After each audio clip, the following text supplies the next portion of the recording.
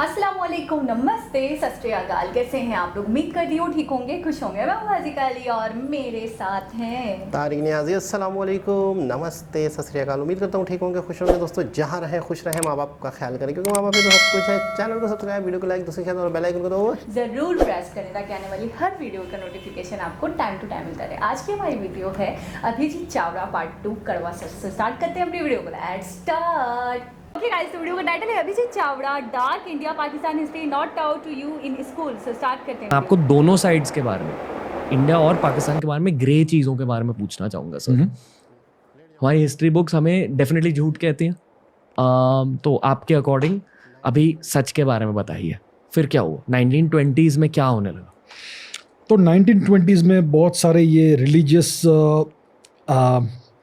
Religious fragmentation हुआ, polarisation हुआ धीरे धीरे। मोपला जेनोसाइड हुआ साउथ इंडिया में, मलबार में, केरला में, और बहुत सारे अलग चीज़ें हुई ऐसी विच वर ऑल पोलराइजिंग। और ये सब it came to a head in the 1930s जब पाकिस्तान मूवमेंट का ऑफिशियल ये नारा लगने लगा भारत के अंदर। और मिस्टर गांधी हमेशा कहता था कि पार्टीशन को मैं नहीं होने दूंगा, over my dead body, over my dead body. लेकिन शब्दों से क्या होता है? आप कुछ एक्शन तो लीजिए। कुछ किया उन्होंने कोई एक्शन नहीं लिया। उन्होंने इसको स्टॉप करने का कोई प्रयत्न नहीं किया।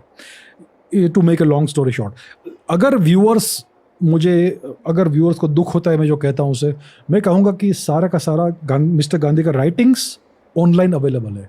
एवरीथिंग, सब कुछ ऑनलाइन आपको फ्री ऑफ चार्ज मिलेगा। आप स्वयं पढ़ लीजिए।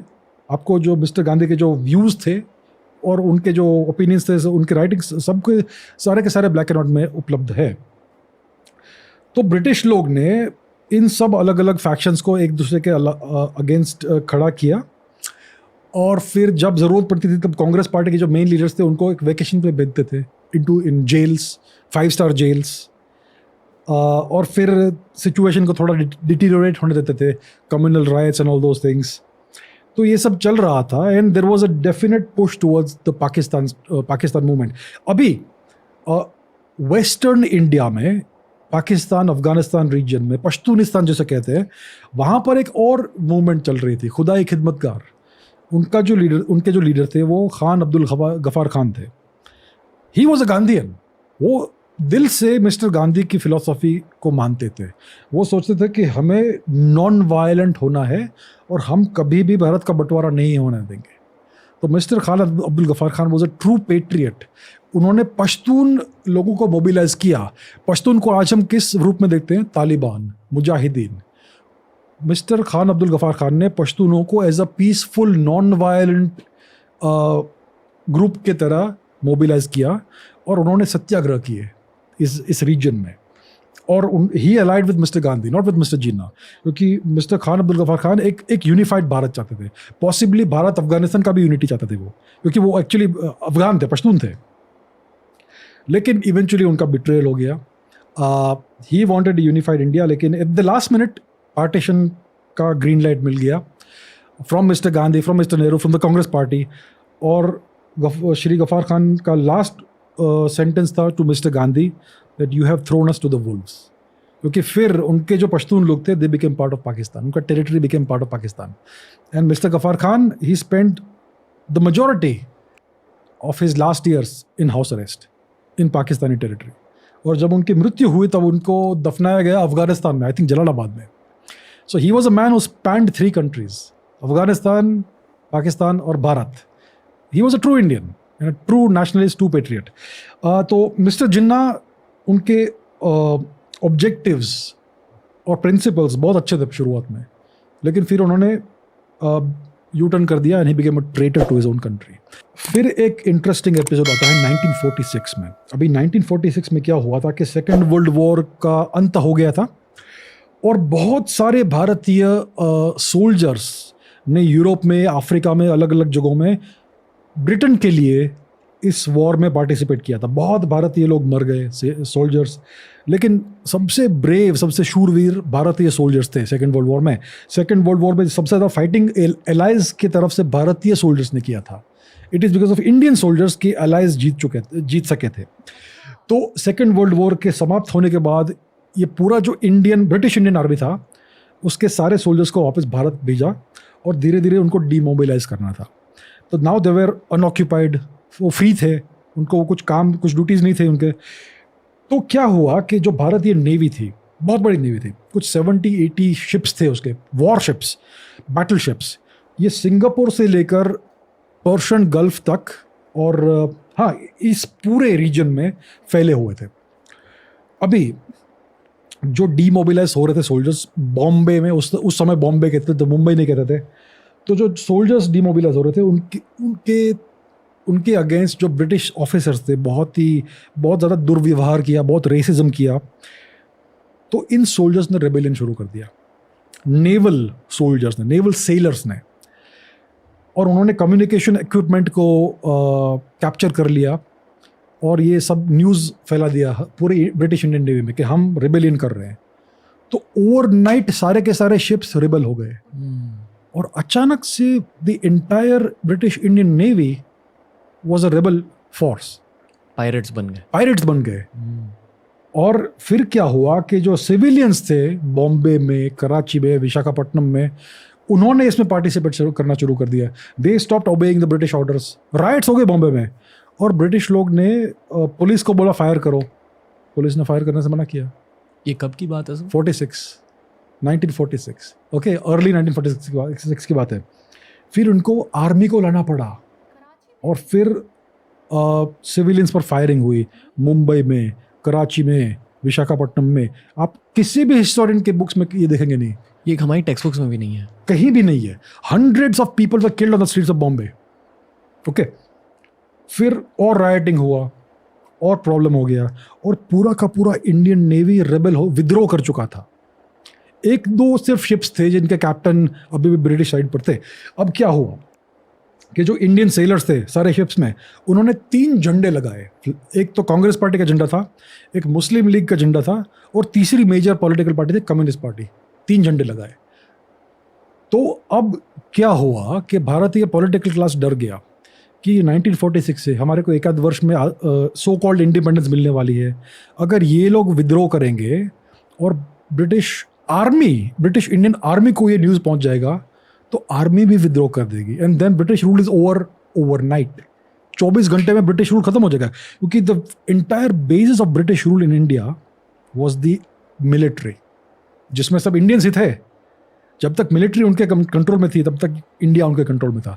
अभी नेवी विद्रोह कर चुके थे, ये बात आर्मी को मालूम पड़ गई तो खत्म। और फिर कांग्रेस पार्टी गई, मुस्लिम लीग गई, सब गए। India gets independence through force, not through politics. तो और इस कहानी की वजह से ब्रिटिश एम्पायर बहुत कमज़ोर दिखता है, बहुत। शायद उनकी खुद की ब्रांडिंग के लिए ये हिस्ट्री बुक से निकाला गया, क्योंकि हमारी हिस्ट्री टेक्स्ट बुक्स में जो हमें सिखाया जाता है कि हाँ Indian soldiers fought in World War II और उसके बाद British empire had their own problem और फिर इंडिपेंडेंस मिल गई। ये बहुत history is much more complicated new, बहुत सारा वाइट वॉश कर दिया है। इस चैप्टर को बहुत वाइट वॉश करते हैं। इस चैप्टर को कहते क्या है? The royal Indian navy mutiny 1946। इसको म्यूटिनी कहते हैं या रिबेलियन कहते हैं, व्हाटएवर। तो क्या होता है कि अभी कांग्रेस पार्टी के लीडर्स एसेंशियली मिस्टर गांधी डर गए, भाई ये तो नहीं होना चाहिए, हम तो we believe in non violence, ये क्या कर रहे हैं ये लोग। तो उन्होंने स्ट्रॉन्ग कंडेमनेशन इश्यू किया कि आप ये सब क्या कर रहे हो, you can not do such things. Mister Jinnah ने भी स्ट्रॉन्ग कंडेमनेशन इश्यू किया कि we do not support this at all. सिर्फ कम्युनिस्ट पार्टी को ये अपॉर्चुनिटी अच्छी लगी, उन्होंने सपोर्ट किया नेवल रेबेलियन को। फिर मिस्टर गांधी ने उनके जो हेंचमैन थे Mister Patel, so mister Gandhi used Mister Patel as the enforcer of the Congress party. सारा ऑर्गेनाइजेशन का काम मिस्टर पटेल करते थे, सारा जो enforcement of rules and obedience Mister Patel करते थे। He was the iron man and he was Mister Gandhi's right hand man. तो मिस्टर गांधी ने मिस्टर पटेल को मुंबई भेजा इन सब विद्रोहियों से निगोशिएट करने के लिए। मिस्टर पटेल मुंबई आए, इन्होंने इनसे निगोशिएट किया, उन्होंने आश्वासन दिया कि आपके विरुद्ध कोई कार्यवाही नहीं होगी, आप अपने हथियार डाल दीजिए, आपके खिलाफ कुछ नहीं होगा, you will be given all your rights, freedoms, everything. तो ये सब हताश हो गए कि कोई political party, major political party हमें सपोर्ट नहीं कर रही, कांग्रेस भी नहीं कर रही, महात्मा जी भी नहीं कर रहे, श्री जिन्ना भी नहीं कर रहे। तो ये हताश हो गए, डीमोरलाइज हो गए और उन्होंने हथियार डाल दिए। तो ये ब्रिटिश एम्पायर 1946 में बच गया। एज सून एज इन्होंने हथियार डाले, सबको कैदी कर दिया, सबका कोर्ट मार्शल हो गया, सबका पेंशन चला गया, आज उनका क्या हुआ है कुछ पता भी नहीं है। सो श्री पटेल ने जो उनको आश्वासन दिया था, प्रॉमिस दिया था, इमीडिएटली ब्रेक हो गया, इमीडिएटली, और ब्रिटिश एम्पायर बच गया। फिर श्री जिन्ना ने उसी साल में कोलकाता में डायरेक्ट एक्शन डे शुरू कर दिया। मतलब it was a whole scale massacre of Hindus, there is no other way of putting it, it was a whole scale massacre of Hindus in Kolkata. इसका पर्पस क्या था? To precipitate the partition of India. तब तक गांधी जी बोले थे नहीं नहीं हम नहीं करने देंगे, नहीं, हम नहीं चाहते। अब मिस्टर जिन्ना ने कहा कि अगर हम हमें पाकिस्तान नहीं देंगे तो हम सिविल वॉर करेंगे। और फिर गांधी जी ने ये सब देख के बोला कि हाँ ठीक है भाई, हो जाने दो पार्टीशन, पाकिस्तान हो जाने दो। So these are the roots, the origins of partition. और ब्रिटिश भी ये चाहते थे कि एक यूनिफाइड भारत नहीं रहे। अगर आप ब्रिटिश एम्पायर को देखेंगे और उसका जो सक्सेसर स्टेट है अमेरिकन एम्पायर, ये हमेशा पार्टीशन करते हैं, जहाँ से भी निकलते हैं। कोरिया में देखिए क्या हुआ, नॉर्थ साउथ। इंडिया में देखिए 3-4 टुकड़े हो गए। आयरलैंड को देखिए, एक आयरलैंड है और एक नॉर्दर्न आयरलैंड है। नॉर्दर्न आयरलैंड आज भी ब्रिटिश ऑक्यूपेशन में है, it is under British military occupation. ये हर जगह ऐसा करते हैं। अफ्रीका में देखिए मैप, स्ट्रेट लाइन्स हर जगह। क्या है ये? They don't respect ethnic boundaries, कुछ भी नहीं। सो ये हमेशा ऐसे टुकड़े करते हैं देशों के और कल्चर्स के। पाकिस्तान अफगानिस्तान का भी बहुत इंटरेस्टिंग स्टोरी है। ये तो सिख एम्पायर के समय का स्टोरी है। अगर आप चाहेंगे तो मैं बता दीजिए। तो ये तुर्कों का रूल था भारत में, मुगलों का रूल था। फिर क्या हुआ कि मराठास ने भारत को लिबरेट किया, मराठा एम्पायर ने। उसके बाद मराठा एम्पायर भी डिसइंटीग्रेट होने लगा 19th सेंचुरी में, राइट। अभी 1800s का जो फर्स्ट हाफ है, 1800 से 1850 का वो वाला हाफ, उसमें एक बहुत ही महान लीडर का इमर्जेंस हुआ, महाराजा रंजीत सिंह जी। ये सिख रूलर थे। उसके पहले बहुत सारे सिख मिसलें थी, अलग अलग फ्यूडल स्टेट्स थे, फ्यूडल स्टेट्स नहीं लेकिन you could say warrior states सिखों के, वो 18th सेंचुरी में थे। तो 19th सेंचुरी में महाराजा रंजीत सिंह का आगमन हुआ, उनका राइज हुआ। उन्होंने एक बड़ा किंगडम स्थापित किया नॉर्थ वेस्ट इंडिया में, जिसको एम्पायर भी कहते हैं, सिख एम्पायर। इतना बड़ा नहीं था लेकिन बहुत पावरफुल था। इन्होंने क्या किया कि अफगान जो थे, जिन्होंने कश्मीर में और पंजाब में सदियों तक एट्रोसिटीज़ की थी, उनको पनिश करने के लिए अफगानिस्तान को इन्वेड किया।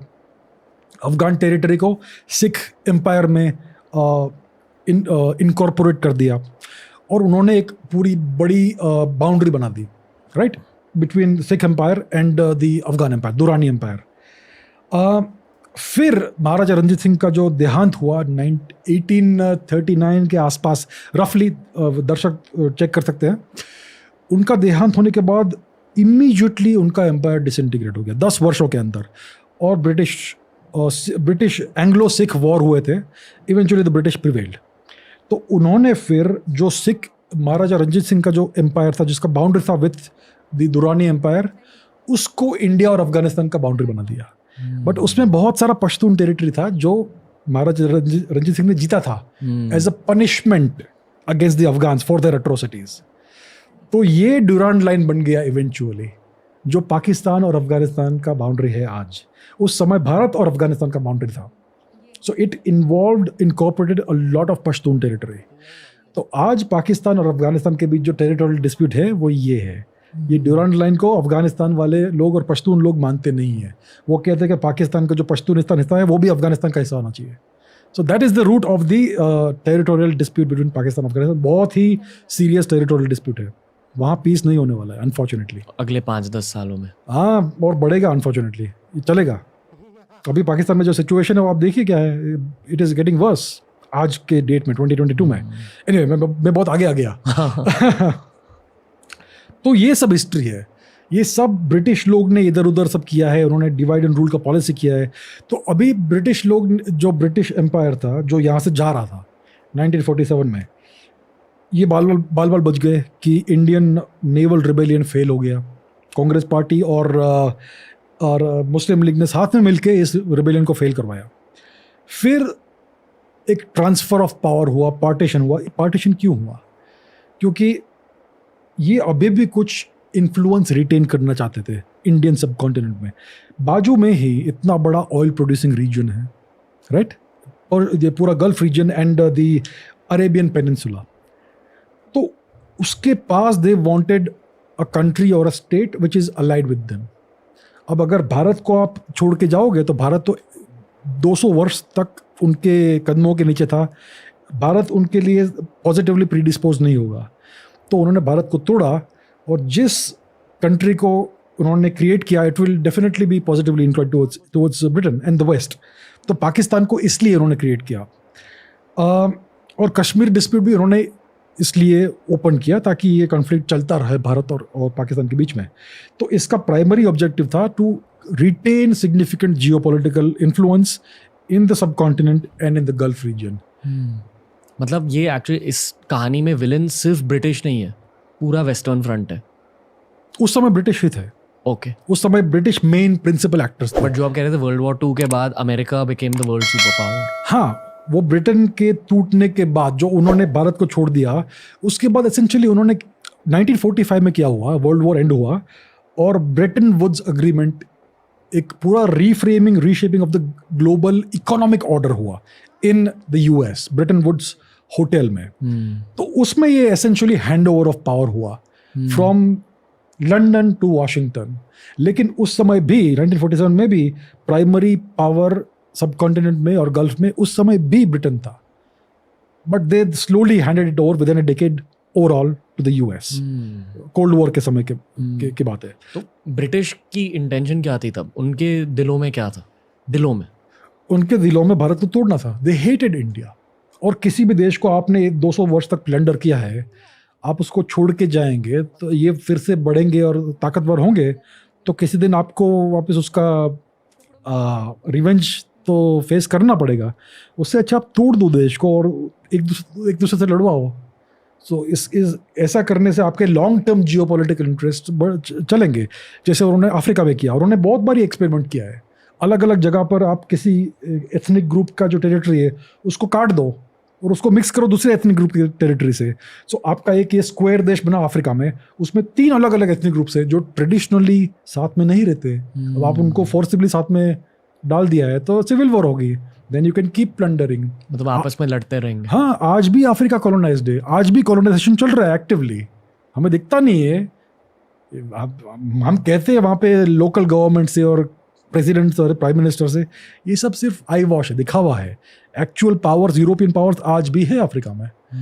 तो ये अगर आप ऐसे सिविल वॉर्स करवाते रहेंगे तो ये सब आपका उधर इन्फ्लुएंस रहेगा हमेशा, as a mediator, as the benevolent foreign power. ये बहुत पुराने जियोपॉलिटिकल ट्रिक्स है फ्रॉम द ओल्ड प्लेबुक। तो भारत में भी उन्होंने ये किया है। तो भारत का बंटवारा अलग अलग देशों में कर दिया, श्रीलंका अलग हो गई।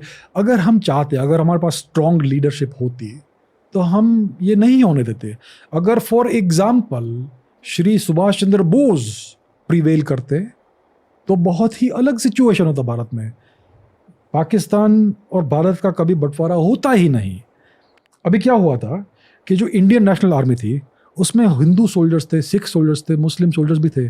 दे fought together, they bled together, they died together, and they all recognise Subhash Chandra Bose as their leader. उन सुभाष चंद्र बोस के लिए जीने और मरने के लिए तैयार थे एनी टाइम, हिंदूज भी और मुस्लिम्स भी और सिख भी। अभी वही सेम सोल्जर्स, सुभाष चंद्र बोस का डिसअपीयरेंस हो गया, INA को डिसबैंड कर दिया, फिर वही सोल्जर्स जो मुस्लिम सोल्जर्स थे उसमें बहुत सारे, वो पाकिस्तान चले गए। इसका मतलब क्या है कि अगर एक स्ट्रॉन्ग लीडर होता, भारतीय लीडर, तो फिर वो भारत को अलीजेंस जरूर देते। लेकिन मिस्टर नेहरू जैसा कोई लीडर आ गया जो अनफॉर्चुनेटली इतने कॉम्पिटेंट नहीं थे, तो ये जो मुस्लिम सोल्जर्स थे उनके जैसे लीडर को एक्सेप्ट करना चाहते नहीं थे। उससे अच्छा वो चाहते थे कि अलग उनका देश बन जाए। तो इसका मतलब ये है कि अगर सुभाष चंद्र बोस जीतते ये वॉर तो भारत का बंटवारा कभी भी नहीं होता, गारंटीड। लेकिन अनफॉर्चुनेटली वो हार गए और वो डिसअपीयर हो गए। उसकी पूरी अलग कहानी है। राइट। क्या लगता है सुभाष चंद्र बोस का क्या हुआ सर, अकॉर्डिंग टू यू? वो जो कंस्पिरेसी थियरीज हैं, वो एक नाम भूल गया, समथिंग बाबा, गुमनामी बाबा। हाँ, गुमनामी बाबा वाली कंस्पिरेसी थियरी। प्लेन क्रैश तो हुआ ही नहीं है, कोई भी रिकॉर्ड्स नहीं है। फॉर्मोसा, आज ताइवान कहते हैं उसे, अगर आप वहाँ जाएंगे वो एयरपोर्ट अभी भी है, वहाँ पर ऐसा कोई रिकॉर्ड नहीं कि वहाँ पर प्लेन क्रैश हुआ था, राइट। पहली बात तो ये है। और सारी की सारी सर्कमस्टेंशियल एविडेंस ये दिखाती है कि mister Bose was alive after that. और भारत में जो सर्कमस्टेंशियल एविडेंस है बहुत स्ट्रांग है कि गुमनामी बाबा वही थे, सुभाष चंद्र बोस, और उनका देहांत 1985 में हुआ। सो बहुत सारे पीसेस ऑफ एविडेंस है, उनके राइटिंग्स है, उनके चश्मे है, बहुत कुछ और है। उन्होंने पब्लिक आई में कुछ नहीं। किया क्यों नहीं? बिकॉज उनका पॉलिटिकल स्टैंडिंग नहीं था। बहुत सारे पहली बात तो ये है कि उन्होंने एक्सिस पावर्स के साथ अलायंस किया था, with Japan and also with Nazi Germany. मेरे दुश्मन का दुश्मन मेरा दोस्त। ये उस समय किसी को पता नहीं था कि हिटलर क्या कर रहा था with the Jews and the Romani people, किसी को पता नहीं था। उस समय यही पता था कि Hitler was fighting the UK, तो भाई क्यों नहीं, वाई नॉट अलाइव विथ हिम। तो मिस्टर बोस ने हिटलर के साथ अलायंस किया, फिर वहाँ से जापान गए, उनके साथ अलायंस किया, वहाँ से उन्होंने पूरी सेना को रेज किया and so on. So second world war के अंत में उनके जो अलाइज थे वो हार गए, और फिर जो ब्रिटिश थे और मिस्टर नेहरू और बाकी जो लोग थे, उन्होंने मिस्टर बोस को as a war criminal paint किया। और अगर वॉर क्रिमिनल वापस आता है बाहर पब्लिक आई में तो उसको हैंग करेंगे, बिकॉज न्यूरनबर्ग ट्रायल्स में बहुत सारे नाजी लीडरशिप को हैंग किया, टोक्यो में भी ये सब हुआ, हिदेकी तोजो को हैंग किया। There was a very strong possibility कि सुभाष चंद्र बोस को भी हैंग करते if he had come out in the public. So it is possible कि ऐसा कोई अग्रीमेंट था या अंडरस्टैंडिंग था कि he will never come out in public. And so there are multiple reasons, possible reasons. अभी भी 100% प्रूफ नहीं है कि गुमनामी बाबा सुभाष चंद्र बोस ही थे, लेकिन 95% प्रूफ, सर्कमस्टेंशियल एविडेंस तो हमें बताता है कि वही थे। सर मोहम्मद अली जिन्ना के बारे में पूछना चाहूँगा। हाँ, क्या हुआ पार्टीशन के बाद जब वो पाकिस्तान चले गए? तो श्री जिन्ना को अपना देश मिल गया, वो पाकिस्तान चले गए, और उस समय उनको ऑलरेडी ट्यूबरक्यूलोसिस हो गया था, काफ़ी एडवांस स्टेज में थे टीबी के। तो he became the first prime minister, I think, Pakistan के वजीर आज़म, और एक आध वर्ष के अंदर ही आई थिंक उनका देहांत हो गया मिस्टर जिन्ना का। और क्यूरियस बात यह है कि आज भी मिस्टर जिन्ना का फैमिली अवेलेबल, आई मीन है उपलब्ध दुनिया में, उनके डिसेंडेंट्स आज भी जीवित है। उनमें से कोई भी पाकिस्तानी नहीं है। उनकी बेटी ना पाकिस्तानी नहीं बनी, उनकी जो बेटी थी उनका नाम था दीना, शायद Dina. So she was kind enough to our father कि वो इंडियन नहीं बनी, शी बिकेम अमेरिकन और कैनेडियन ऐसा कुछ। तो उसने कोई और सिटीजनशिप ले लिया, और मिस्टर जिन्ना के जो ग्रैंडसन है नस्ली वाडिया, वो भारतीय है। नस्ली वाडिया के जो बेटा है नेस वाडिया, वो भी भारतीय है। तो मिस्टर जिन्ना का जो भी सर्वाइविंग फैमिली है उनमें से कोई भी पाकिस्तानी नहीं बना। So that is the greatest failure of mister Jinnah, कि nobody bought, his own family did not buy into his vision and the country that he was given. ये बात है सर। तो मैंने इस पॉडकास्ट की शुरुआत में ये सोचा था कि हम प्रेजेंट और फ्यूचर के बारे में भी बात करेंगे, पर ये प्री इंडिपेंडेंस फेज़ को लेके ही बहुत सारे अलग अलग पर्सपेक्टिव्स है लोगों के, गलत फहमियाँ हैं लोगों के, एंड आई होप कि इस एपिसोड के थ्रू वो गलत फहमियाँ अभी थोड़े सॉल्व हो चुके हैं, या एटलीस्ट थोड़ा पर्सपेक्टिव मिल चुका है। तो इस पॉडकास्ट के अंत में आप कुछ कहना चाहोगे प्री इंडिपेंडेंस भारत, यानी कि प्री इंडिपेंडेंस पाकिस्तान और प्री इंडिपेंडेंस इंडिया के कहानी के बारे में जो लोगों को जानना चाहिए to end this particular episode? लोगों को यही जानना चाहिए कि हम एक ही लोग हुआ करते थे, हमारे ओरिजिन्स एक ही है। ऐसा बहुत लोग कहते हैं कि जो हमारे जो मुसलमान हैं, हमारे जो मुसलमान भाई बहन हैं, वो इन्वेडर्स के डिसेंडेंट्स है। ये बिल्कुल नहीं है। अगर आप जेनेटिक एविडेंस को देखेंगे तो they are the same as us. Pakistan में भी बहुत सारे लोग अपना जेनेटिक टेस्ट करवाते हैं, 23andMe ऐसा कुछ तो आता है, अलग अलग ऑनलाइन टेस्ट आप करवा सकते हो। सो जेनेटिकली हम एक ही लोग हैं, हमारा पास्ट वही एक ही है, हमारे पूर्वज भी सेम है, लेकिन because of the events of history आज हम अलग अलग बट गए हैं। लेकिन we need to find a way to live, to go forward together, यही कहूँगा मैं। सर दोनों इंडिया और पाकिस्तान के फ्रीडम हिस्ट्री में या फ्रीडम स्ट्रगल के हिस्ट्री में शायद सबसे दो इम्पॉर्टेंट इंसान महात्मा गांधी जी थे और मोहम्मद अली जिन्ना साहब थे। सर तो आपको क्या लगता है कि इन दोनों की लेगेसी क्या है इंडिपेंडेंस के बाद? मतलब इसी एपिसोड में मैंने आपको उनके इंटेंशंस के बारे में पूछा, तो उसी सवाल का एक एक्सटेंशन सवाल मैं पूछना चाहूँगा कि क्या लगता है उनकी लेगेसी क्या है? क्योंकि पाकिस्तान के नोट्स पर जिन्ना साहब के फ़ोटोज़ छपते हैं, इंडिया के नोट्स पर महात्मा गांधी के फ़ोटोज़ छपते हैं, बट समवे ब्रिटिशर्स का भी हाथ रहा है इन चीज़ों में कि इतिहास इन दोनों इंसान को कैसे याद रखेगा और स्कूल्स में इन दोनों इंसानों के बारे में क्या सिखाया जाएगा, लोगों के दिलों में इन दोनों इंसानों को लेकर क्या राय होगी। पर आपके according as a neutral historian, मतलब आप बस ऑब्जेक्टिवली इस सब्जेक्ट को पढ़ रहे हो कॉन्स्टेंटली, आप क्या कहना चाहोगे?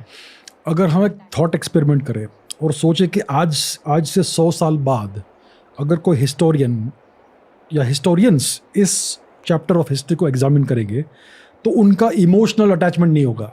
आज हमारा काफ़ी इमोशनल अटैचमेंट आज भी है, हम इन सब चीज़ों के बारे में सोचते हैं तो इमोशनली सोचते हैं। आई फील कि यंगर जनरेशन का थोड़ा कम है, अच्छी बात है।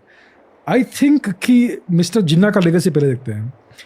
मिस्टर जिन्ना ने एक कंट्री को जन्म दिया, वी कैन से, वो आज एक फेल्ड स्टेट है अनफॉर्चुनेटली। आज वहाँ पर डिक्टेटरशिप है, आर्मी रूल है, ISI रूल है, डेमोक्रेसी नहीं है, वहाँ पर लिविंग स्टैंडर्ड्स नहीं है, बहुत प्रॉब्लम्स है और उनके स्वयं के जो फैमिली वो वहाँ नहीं रहा। सो मिस्टर जिन्ना का लेगेसी यही है, he created a failed state which is run by a group of generals, और कुछ नहीं।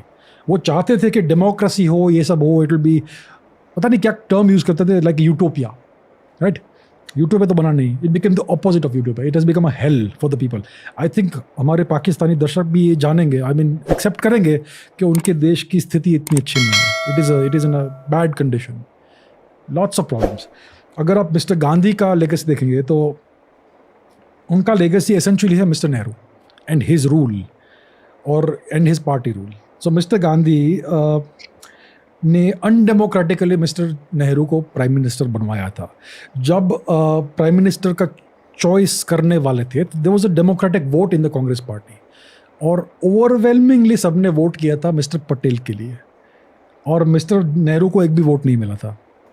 लेकिन मिस्टर गांधी ने ऐसा कहा कि मैं फास्टिंग करूंगा, फास्ट अंटिल डेथ, तो आप एक्सेप्ट कीजिए मिस्टर नेहरू को। फिर मिस्टर पटेल ने भी कहा कि मैं मिस्टर नेहरू को एक्सेप्ट करता हूँ, and that's how this entire thing happened. क्यों, लॉजिक क्या था वहाँ? I think the British like mister Nehru more than mister Patel. Mister Patel definitely mister Gandhi के राइट हैंड मैन थे, लेकिन he was much more nationalistic and patriotic, और वो एक रियलिस्टिक व्यक्ति थे। उन्होंने पूरे भारत को यूनिफाई तो किया, अलग अलग प्रिंसली स्टेट्स को इनकॉर्पोरेट किया बाय हुक और by crook into the Indian union. So he was a very strong willed person, बहुत ही शक्तिशाली व्यक्ति थे और बहुत पेट्रियोटिक तो थे ही।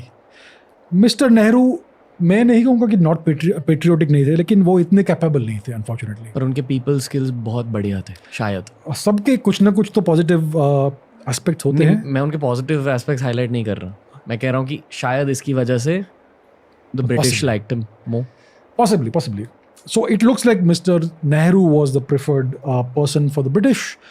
तो मिस्टर गांधी ने ये करवा दिया और फिर उसका लेगेसी है the decades of stagnation in India. इतना जो भारत इतना टूटा हुआ कंट्री था, when you are at such a low point you can rise very fast. लेकिन ये नहीं हुआ। जैसे साउथ कोरिया में हुआ। Exactly. तो भारत बहुत वर्षों तक पुअर ही रहा। 1990s में हमको फोर्सिबली लिबरलाइजेशन करना पड़ा क्योंकि हम बैंकरप्ट हो गए थे। तब से हमारा इकोनॉमिक ग्राफ अलग डायरेक्शन में गया है, लेकिन उसके भी अलग प्रॉब्लम्स आए हैं। So both of these legacies are negative. अगर हम कंपेयर करेंगे तो मिस्टर जिन्ना की लेगेसी ज़्यादा नेगेटिव है क्योंकि उनका कंट्री अनफॉर्चुनेटली फेल्ड स्टेट के ब्रिंक पर पहुंच गया है। It is held together by force, by the army. Balochistan में बहुत ही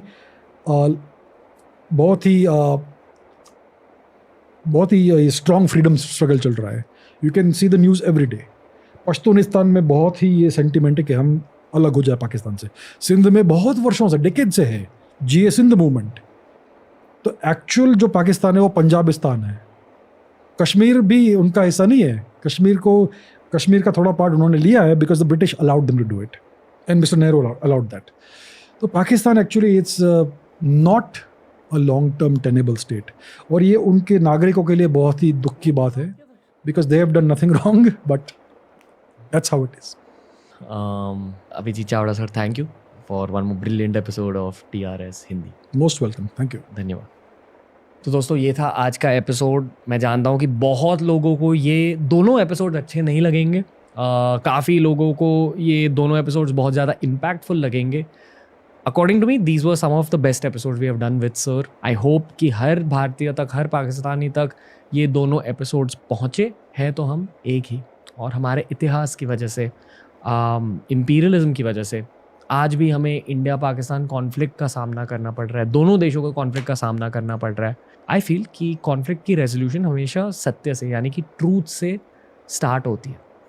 एंड इन दोनों एपिसोड्स को रिलीज़ करने की वजह ये थी, ट्रूथ। हर किसी को ट्रूथ जानने की ज़रूरत होती है। अगर आपको पार्ट 1 अच्छा लगा तो पार्ट 2 इंडिया और पाकिस्तान के पोस्ट इंडिपेंडेंस, उनके प्रेजेंट और उनके फ्यूचर के बारे में है। Wait for part 2, share part 1, and I hope कि आपको ये दोनों एपिसोड्स बहुत ज़्यादा इम्पैक्टफुल, बहुत ज़्यादा अच्छे लगे होंगे। Lots of love from Ranveer and the team. See you next.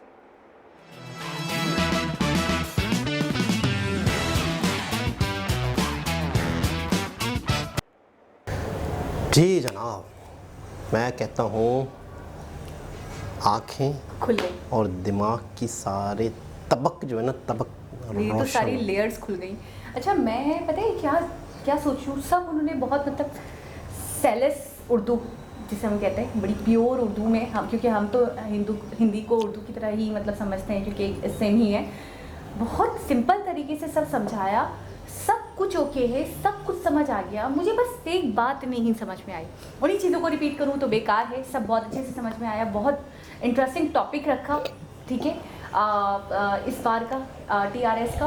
मैं बस एक चीज़ नहीं समझ पा रही अब तक, वो ये कि जब हमारे कायदे आज़म मोहम्मद अली जिन्ना ने एक अलग कंट्री का मुतालबा किया था और उसके बाद एक सेपरेट होमलैंड हमने ले लिया था और आज तक वो कायम दायम है, अल्लाह से दुआ करती हूँ आगे भी कायम दायम रहे, तो यहाँ पर उनकी फैमिली क्यों नहीं रही और कुछ बाहर की कंट्रीज़ में और कुछ इंडिया में क्यों चले गए?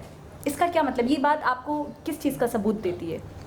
देखिए, सबसे पहले तो ये चीज़ है कि एक ही साल के अंदर, एक ही साल वो जब चल बसे थे, तो शायद उन्हें ऐसा लगा कि हमें यहाँ नहीं रहना चाहिए। शायद हमारे साथ भी कायदे आज़म के हवाले से जो उनकी जो डेथ हुई थी उस पर आज भी तबसरे होते हैं, उस पर आज भी बात होती है कि उसमें भी कोई ना कोई साजिश है। आपको पता है, कहते हैं कि एम्बुलेंस ख़राब हो गई थी, एम्बुलेंस आ ही नहीं रही थी, उनको अटैक हुआ था, ये हुआ था। नहीं, कायदे आज़म के हवाले से, कायदे आज़म के हवाले से मैंने ये सुना कि वो आई थिंक ड्रिंक किया करते थे, उस ड्रिंक के अंदर पॉइजन था। मैंने तो 2-3 वीडियोस में भी ये सुना और पढ़ा भी एक दो जगह पे। बहुत सारी बातें होंगी, हाँ, कि उनको मारा गया।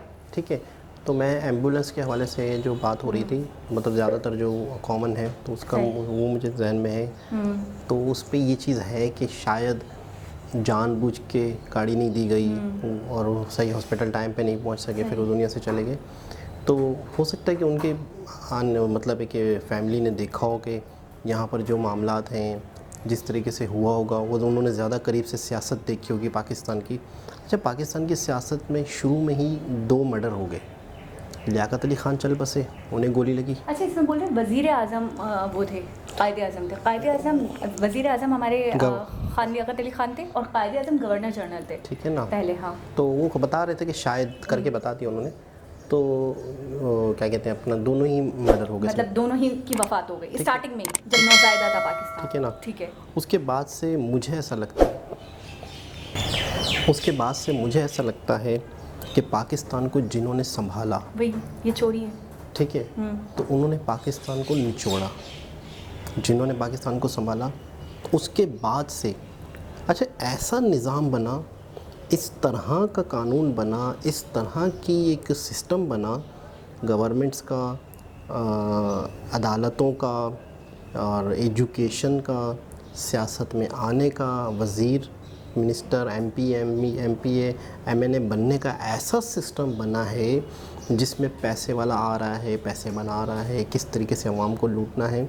तो वो जो बुनियादी बीज है ना, देखिए सबसे पहले तो ब्रिटिश ने 200 साल गुजारे, तो ब्रिटिश ने लोगों की जहन को समझ लिया, जहनियत को समझा, जागीरदाराना निज़ाम को समझा, पैसे वाला पैसे कैसे बनाएगा, सियासत में आए, अवाम को निचोड़ो, और यानी उनके जहन में उन्होंने कुछ इस तरह से करके गए कि यहाँ का जो टैलेंट है या यहाँ के जो लोग हैं, असल लोग हैं, आम हैं, अवाम है, जनता है, वो कभी भी ऊपर ना आ सके। जो माफिया है ना, पैसे वाली माफिया, वो ऊपर ही रहे, वो एक दूसरे को मतलब है कि सपोर्ट, उनका एक दूसरे को सपोर्ट रहे, एक दूसरे की। अच्छा आपको एक मैं बात बताऊँ, इतना अजीबोगरीब अलमिया हमारे यहाँ नैप का इदारा जो है, नैप का जो करप्शन पकड़ने का, ठीक है, वो नैप के इदारे में ही करप्शन है ना करें। यानी मिसाल के तौर पे कि इन्होंने, कि सामने वाले ने, किसी ने, कोई पॉलिटिशियन है, उसने बहुत ही बड़े बड़े गबन किए हैं, उसने कोई कंपनी बनाई हुई है, उसके पैसा है बहुत सारा, उस पैसे से उसने कंपनी बनाई हुई है, मैं उस कंपनी को देख रहा हूँ, मैं ही नैप का बंदा हूँ जो उसकी करप्शन पकड़ता हूँ, मैं ही उसके इदारे के अंदर उसका हिस्सेदार बन के बैठा हूँ, पार्टनर्स बन गया हूँ मैं, यानी आधा खा रहे हैं, ठीक है ना। तो अच्छा मैं एक बात, अफसोस के बाद, मतलब एक पॉइंट ऐसा था वीडियो का कि जहाँ मुझे बहुत ही ज़्यादा अफसोस हुआ, दिली अफसोस हुआ, जब उनने ये बात कही कि अगर सुभाष चंद्र बोस होते और वो वापस आ जाते, जैसे कि उन्होंने जापान में करा, जैसे कि उन्होंने हिटलर को डील करा, जैसे उनसे बात करी थी हमने, डॉक्टर विवेक बिंद्रा की बाकायदा पूरी वीडियो देखी थी इन पे, तो उसमें बताया गया था कि बहुत जीनियस थे, बहुत टैलेंटेड थे, एक बहुत ज़्यादा कैपेबल थे, जिसके जो बार बार कह रहे हैं ना, नेहरू जी नहीं थे, इतने नहीं थे, तो उनके कहने का मकसद वो कहीं ना कहीं ढके छुपे अल्फाजों में वो खुद भी यही कहना चाह रहे थे कि उनकी जगह इनको प्रायोरिटी देनी चाहिए थी।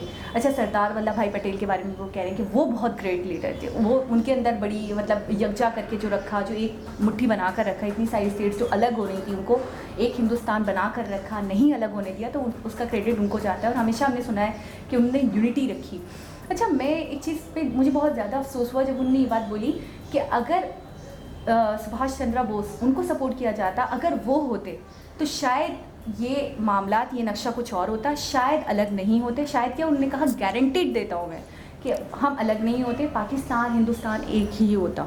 क्योंकि मुझे याद आता है एक ऐसी बात थी जो मेरे दिमाग में बैठ गई कि मोहम्मद अली जिन्ना, यानी कि जो हमारे फाउंडर हैं, जो हमारे लीडर हैं, उन्होंने ये बात कही थी कि अगर सुभाष चंद्र बोस लीडर हैं तो मैं उनके साथ काम करने के लिए, उनके साथ रहने के लिए, उनकी रहनुमाई में रहने के लिए तैयार हूँ, मैं उनसे इत्तेफाक करता हूँ, मैं उनसे एग्री हूँ, उनकी हर पॉलिसी से, उनकी हर स्टेप से। तो ये चीज़ बहुत बड़ी चीज़ हो जाती कि हमारी हिस्ट्री चेंज हो जाती। मैं कहती हूँ कि हम एक साथ होते, अभी भी वही इत्तेहाद होता, वही यूनिटी होती, कभी भी टुकड़ों में नहीं बंटते अगर वो होते तो।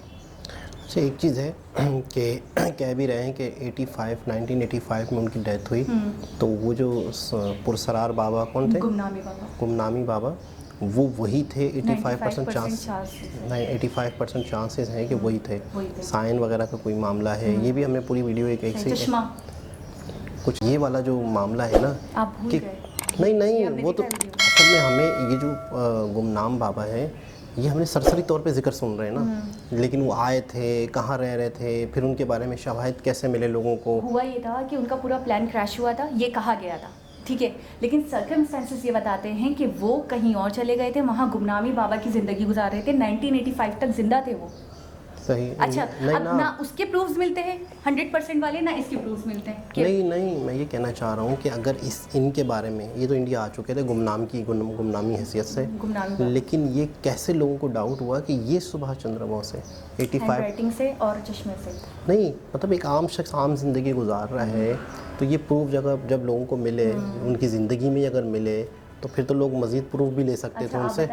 तो मैं कह रहा हूँ कि एक डिटेल वीडियो, उन्होंने परसेंटेज जो बताई है, उन्होंने कहा शवाहिद जो मिले वो 85% थे, तो इसका मतलब ये है कि यकीनन हाँ। अच्छा एक और बात, उन्होंने पीछे का रीज़न भी बता दिया कि वो ऐसे इंडिया नहीं आ सकते थे क्योंकि उन्हें हैंग कर दिया जाता, और ऐसा हमें हिस्ट्री में देखने को मिला भी। मतलब इस तरह हम कह सकते हैं कि उन्होंने अपनी शनाख्त छुपा, अपने आप को रूपोश करके आए।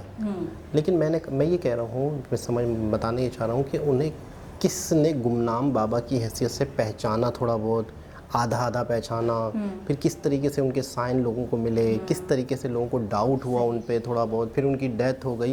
यानी कि गुमनाम बाबा कि भी डेथ कब हुई ये तो रिकॉर्ड में है ना, बिल्कुल। लेकिन वो किस तरीके से लोगों से अटैच थे, किस हैसियत से थे, कहाँ रहते थे, क्या करते थे, गुमनामी की हैसियत में भी क्या करते थे, तो किस तरह से उन्होंने वक्त गुजारा, तो वो उस पर एक डिटेल वीडियो होनी चाहिए, या हमें नहीं देखी उसका मैं कह रहा हूँ। वैसे तो सरसरी तौर पे हमें ये पता है कि इस तरीके से मामला था। अच्छा, दूसरी चीज़ ये कि जब उनसे लास्ट सवाल किया गया क्या लगता है कि कौन बेटर थे, गांधी जी या मोहम्मद अली जिन्ना, तो मुझे ऐसा लग रहा था, क्योंकि जब पहला पार्ट हमने देखा था, ये 1 घंटे की वीडियो होता है, तो 30 मिनट का हमने पार्ट 1 कर दिया, ये सेकंड पार्ट है। तो पार्ट 1 में उन्होंने गांधी जी पे थोड़ा तनकीद की कि वो अंग्रेज़ों के साथ थे या अंग्रेज़ों के कहने पे चलते थे या एक तरह से अंग्रेज़ों के एजेंट थे। तो मुझे ऐसा लगा कि शायद अभी ये सवाल का जवाब गांधी जी के लिए नेगेटिव आने वाला है, मुझे ऐसा लग रहा था शायद। लेकिन उन्होंने कायदे-आज़म को कहा कि कायदे-आज़म ने जिस चीज़ के लिए लड़कर एक कंट्री हासिल किया, जिस बात को लेकर उसने पाकिस्तान हासिल किया, आज वो पाकिस्तान एक नाकाम रियासत हो चुका है। आज वो फेलियर स्टेट उन्होंने खुलकर बोल दिया, ठीक है ना। और ये चीज़ें देखें, ये हालात इंडिया पे भी आए थे, तो हम कह सकते हैं कि इंडिया भी फेलियर रियासत था, फेलियर कंट्री था। लेकिन इंडिया वालों का और पाकिस्तान वालों का फ़र्क ये हुआ है, मामला ये फ़र्क है कि उन्होंने बहुत जल्दी अपने आप को पहचाना, बहुत जल्दी अपना सही रास्ता पकड़ा, बहुत जल्दी अपने यहाँ से करप्शन ख़त्म की, ठीक है। बहुत जल्दी उन्होंने, उनके जो लीडर्स थे ना, सबसे पहले तो बीजेपी जो है, बीजेपी बनी, उसमें आम जनता के लोग आए, आम आदमी आया उसमें सियासत में। जब आम आदमी वतन की जज्बा लेके कंट्री में आता है और पॉलिटिशियन में आता है और कामयाब हो जाता है, यानी सबसे पहले तो आम आदमी आता ही कैसे, आम आदमी आता है जब शफाफियत हो, जब ईमानदारी से इलेक्शन हो रहे हो। तो मैं समझता हूँ कि उन्होंने बहुत जल्दी रास्ता का तयन जल्दी कर लिया, सही रास्ता क्या है। अभी तक हमारा मामला ये है, नाकाम रियासत हम इसलिए कह सकते हैं, हमारा मामला ये है कि आज तक हम करप्शन, लूटमार, करप्शन और एक इस मुल्क को निचोड़ने की जद्दोजहद से ही नहीं निकले, तो हम कहाँ से मतलब है कि ये कह सकते हैं कि जो मोहम्मद अली जिन्ना है वो चलेगा 1948 के बाद से अगर पाकिस्तान के नसीब में जो भी पॉलिटिशियन आए, अगर मैं बहुत रफली कह दूँ, तो ज़्यादातर करप्ट ही आए। बिल्कुल कोई एक ही ऐसा लीडर नहीं आया जो वाकई मुखलिस होता पाकिस्तान से, जो वाकई चाहता कि पाकिस्तान आगे जाए। आज मेरे हिसाब से ये सेंटेंस बहुत बड़ा सेंटेंस है हमारे लिए कि हम एक फेलियर स्टेट है, एक नाकाम रियासत है, और दिन ब दिन मज़ीद नाकामी की तरफ जा रहे हैं, मज़ीद पीछे जा रहे हैं। दूसरी बात ये कहना चाहूँगी कि मैंने जहाँ तक पढ़ा था, आखिरी बादशाह यानी कि अगर मुग़ल दौर की तरफ आते हैं, उनके दौरे हुकूमत की तरफ आते हैं, तो आखिरी बादशाह थे बहादुर शाह ज़फ़र। तो मैंने इसके अंदर ये बताया गया कि मराठास ने मुग़ल्स को हरा दिया था, ठीक है, और ब्रिटिश बाद में आए थे। ब्रिटिश ने मराठास को हरा दिया क्योंकि उनके अंदर पावर को लेकर बड़ा मतलब चल रहे थे मसले मसाइल। तो मुझे एक बात समझ में नहीं आई कि हमारी बुक्स में हमें पढ़ाया गया कि मुग़ल्स थे और मुग़ल्स की हुकूमत थी पूरे हिंदुस्तान में, और उनके महल में ब्रिटिश यानी कि जो अंग्रेज़ थे उनके मैन गेट पे आए, तो फिर वो रक्स और मौसीकी चल रही है, तो फिर उनको बताया गया कि जी अंग्रेज़ आ चुके हैं, तो वो तब भी नहीं गए, उन्होंने बोला नहीं अभी चलते रहना चाहिए। फिर वो मैन गेट से अंदर वाले गेट पर आए, फिर वो आखिर तक, फिर वो महल के अंदर दाखिल हो गए, लेकिन आखिर तक वो रक्स और वो मौसीकी और वो चलता रहा, और आखिर तक वो जब उनके पास आए तो फिर उनको गिरफ़्तार करके ले गए और कई दिनों तक उनको जेल में रखा। तो ये वाली कहानी तो उस कहानी से बहुत डिफरेंट हो रही है। बिल्कुल। अच्छा, उन्होंने कहा नहीं कि ब्रिटिश ने अपना इमेज अच्छी रखनी थी, और मुग़ल जो थे वो 100 साल से 1000 साल से थे, यहाँ पर 800 साल से हुकूमत कर रहे थे। तो अपने आप को ज़्यादा बहादुर साबित करने के लिए वहीं के लोगों को लड़ने के बजाय उन्होंने मुग़ल पे कर दिया कि हमने मुग़लों को ख़त्म करके हुकूमत की। और हमारी हिस्ट्री में हमें यही पढ़ाया जाता है कि ब्रिटिश ने मुग़ल को हरा दिया था। अच्छा, दूसरी चीज़ जो बहुत बड़ा पॉइंट था इसके अंदर कि इनकी एक मंतक रही है, ये इनका एक माइंड रहा है, या इन्होंने बस इस चीज़ को समझा था, इस ट्रिक को हर जगह वो अप्लाई करते थे। उन्होंने अफ्रीका की भी मिसालें दी, उन्होंने कोरिया की भी मिसालें दी, और फिर वो उन्होंने हिंदुस्तान की भी मिसाल दी कि अंग्रेज़ जो थे, जो ब्रिटिश थे, वो जिस जगह जिस रियासत में दाखिल होते थे वहाँ के टुकड़े करवा दिया करते थे, डिवाइड एंड रूल के तहत। आपस में वहाँ के जो डिफरेंट रिलीजन्स के लोग थे उनको लड़वा दिया करते थे, और फिर वो अपना फ़ायदा उठा लिया करते थे, और फिर उनका मकसद ये रहता था हमेशा कि इस रियासत को, ये जो जैसे अखंड भारत था, इसको तोड़वाएं, तो उन्होंने तोड़वा दिया। तो इसके अंदर वो ये कह रहे हैं कि बड़ा हाथ बाद में धर्म का रहा हो, रिलीजन का रहा हो या कल्चर का रहा हो, वो बात की बात है, लेकिन पहले जो फूट डालने वाले थे, जो आपस में लड़ने वाले थे, तो हाथ, सबसे बड़ा हाथ तो ब्रिटिश का था। पहले कमज़ोरियाँ देखते हैं कि क्या कमज़ोरी है, फिर उन कमज़ोरियों को एक दूसरे से लड़वाना, डिवाइड करना। अच्छा, आज की वीडियो में मुझे ये भी पता चला कि अफ़गानिस्तान वाला क्या मसला है। अफ़गानिस्तान की जो सरहद, वो एक बहुत ही गंभीर मसला इस वक्त इन दिनों में ख़ास तौर पे उभर रहा है। और इन दोनों ने जो ये वीडियो बनाई, अभिजीत चावला, जो ये आज की जो वीडियो है इन दिनों में बनी है, तो मैं कहता हूँ इन दिनों में ये सख्त ज़रूरत थी, क्योंकि आसपास जो भी सिनेरियो चल रहा है इंडिया पाकिस्तान सरहदों का, कश्मीर का, अफ़गानिस्तान का, बहुत ही ज़्यादा मतलब इस वक्त गर्मा गर्मी चल रही है। तो इन दिनों में लोगों को ये नॉलेज होनी चाहिए। और वाकई लास्ट में उन्होंने सही कहा कि ये हर पाकिस्तानी को, हर इंडियन को इस वीडियो को समझना चाहिए। और एक इन्फॉर्मेशन है, एक सच है, सच को सच की तरह कबूल करना चाहिए, पर्सनल नहीं लेना चाहिए, दिलों में नहीं लेना चाहिए, इमोशनल नहीं लेना चाहिए। बहुत बड़ी बात, वो बार बार इस चीज़ पर बहुत जोर दे रहे थे, बहुत फोकस करवा रहे थे हमारा, कि हम एक ही हैं, हम जेनेटिकली एक ही हैं, हमारे ओरिजिन्स एक ही हैं। जो लोग एतराज़ करते हैं करते ले, लेकिन ये सच्चाई है, ये सच है, हकीकत वो हकीकत है जो कभी नहीं बदलने वाली है। और हमें चाहिए, जब उनसे आखिर में पूछा गया कि आप क्या मैसेज देना चाहेंगे हमारे दर्शकों को, हमारे व्यूवर्स को, तो उन्होंने बस यही कहा कि हमें आगे बढ़ना चाहिए एक साथ। बहुत अच्छी हमें बात जो की। भी मसले मसाइल हैं सब भुला देने चाहिए और हम एक ही हैं, ये सोचना चाहिए। बहुत ही खूबसूरत बात की और बहुत ही ज़बरदस्त इन्फॉर्मेटिव वीडियो थी, जिसमें हमें बहुत सारी नॉलेज मिली, आंखें खोलने वाली वीडियो सबके लिए। दोबारा किसी और वीडियो से आपसे मुलाकात होगी, जब तक के लिए अल्लाह हाफ़िज़।